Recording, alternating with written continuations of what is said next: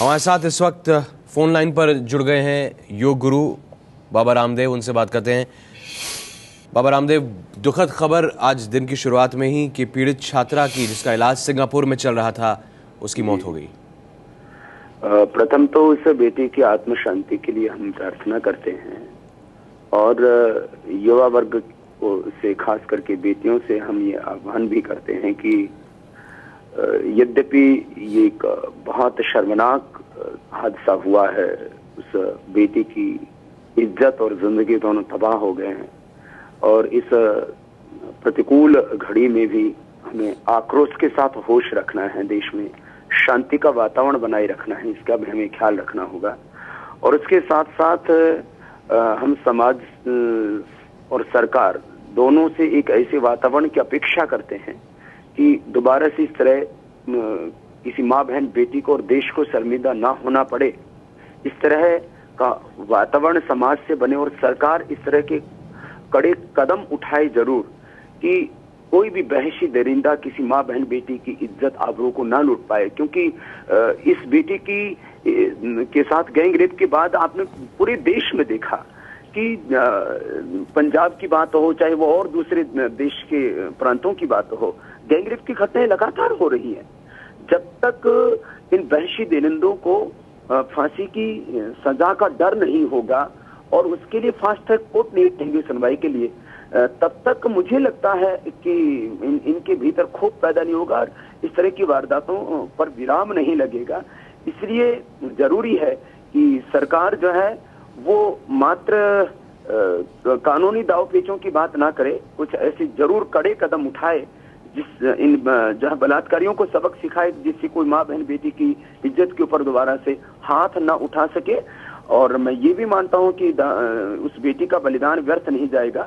वो भ्रष्टाचार के खिलाफ जंग की प्रतीक बन चुकी थी और आगे देश उससे बहुत कुछ सबक लेगा। जी, लेकिन इस घटना का एक जो कानूनी पहलू है और जिसमें सख्त से सख्त सजा दोषियों को मिले, वो उस पर आपने बात की, लेकिन एक सामाजिक पहलू भी है। एक समाज में भी एक तरह की जागरूकता पैदा करनी चाहिए और खासकर संवेदना और महिलाओं के आधी आबादी के अधिकारों के लिए अगर जागरूकता नहीं है तो वो भी तो नए सिरे से जगानी होगी।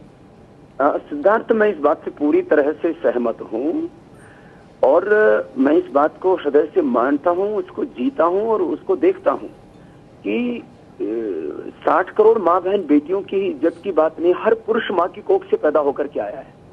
इसलिए माँ बहन बेटियों की इज्जत आबरू को बचाना ये मात्र 60 करोड़ महिलाओं का ही नहीं, ये 125 करोड़ हिंदुस्तानियों का कर्तव्य है।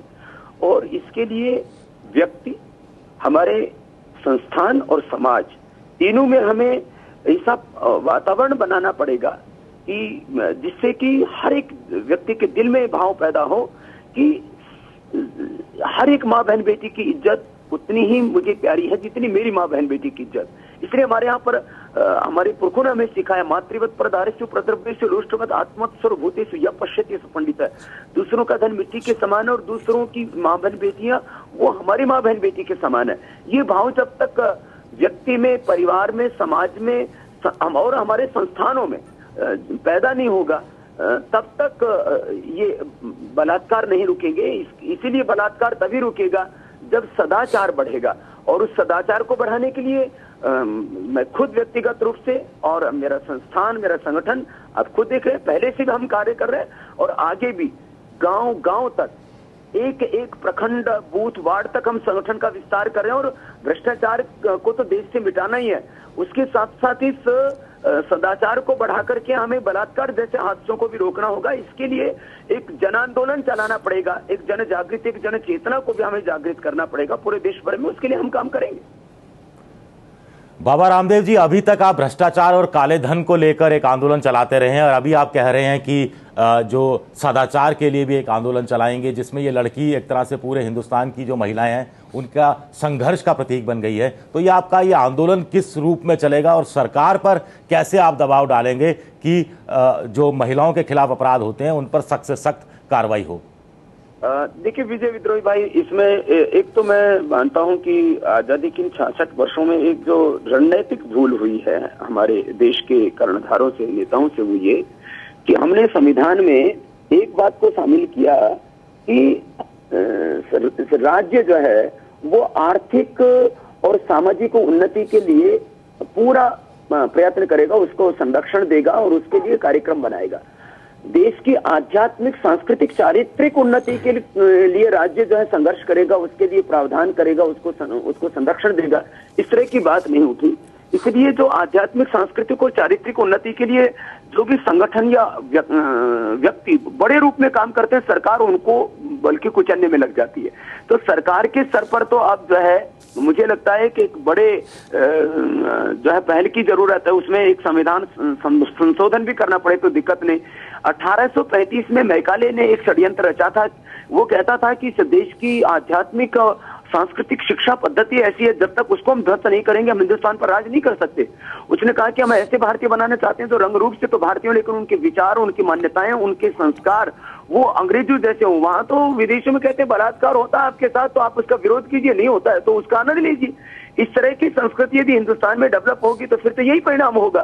तो अब हमें शिक्षा से लेकर के और अपने देश के संस्कारों में एक बड़ा बदलाव लाना पड़ेगा। तो सरकार के ऊपर तो हम इस बात के लिए दबाव डालेंगे कि वो सेक्स एजुकेशन को तो शिक्षा में शामिल कर लेती है, लेकिन योग एजुकेशन को शिक्षा में शामिल करने से हिचकिचाती है। सरकार के ऊपर हम एक तरह से दबाव डालेंगे और गांव, प्रखंड, बूथ और वार्ड स्तर पर हम अपने योग की जो हमारी निःशुल्क कक्षाएं देश भर में लाखों की संख्या में चलती हैं, वहां इस बात को बढ़ाएंगे। क्योंकि मेरा पूरा विश्वास है इस बात के ऊपर कि जब तक सदाचार नहीं बढ़ेगा तब तक बलात्कार नहीं रुकेगा। और उसके लिए जो है फांसी की सजा जैसे कठोर कानून जहां बनने जरूरी है, फास्ट ट्रैक बनने जरूरी है, वहीं पर सदाचार को बढ़ाने के लिए इस देश के अंदर योग, अध्यात्म और संस्कारों की गंगा को भी बहाना जरूरी है। जी योगगुरु, इस घटना के बाद देश में गुस्सा है और उस गुस्से को हमने देखा जिस तरह से पिछले बार प्रदर्शनकारी इंडिया गेट और राजपथ पर जुड़े थे, लेकिन अब ज़रूरत ये भी है कि संयम भी बनाए रखे। तो क्या आप संदेश देना चाहेंगे उन लोगों को जो निश्चित तौर पर इस घटना के बाद जो है उनके मन में भी जो कुछ घटा उसके बाद गुस्सा है, लेकिन ये वक्त ऐसा है जब संयम ज़्यादा ज़रूरी है? मैंने पहले भी इस बात के लिए आह्वान किया और मैं पुनः इस बात को कहना चाहूंगा, इस घटना ने पूरे देश को शर्मसार किया और सबको भीतर से झकझोरा है। और ये मात्र 60 करोड़ माँ बहन बेटियों की इज्जत की ही बात नहीं है, 125 करोड़ हिंदुस्तानियों की इज्जत की बात है। इस सब के बावजूद हमें संयम और शांति का वातावरण बनाए रखना है, जिससे कि हमारा देश और घायल ना हो, ये भी हमें सोचना पड़ेगा।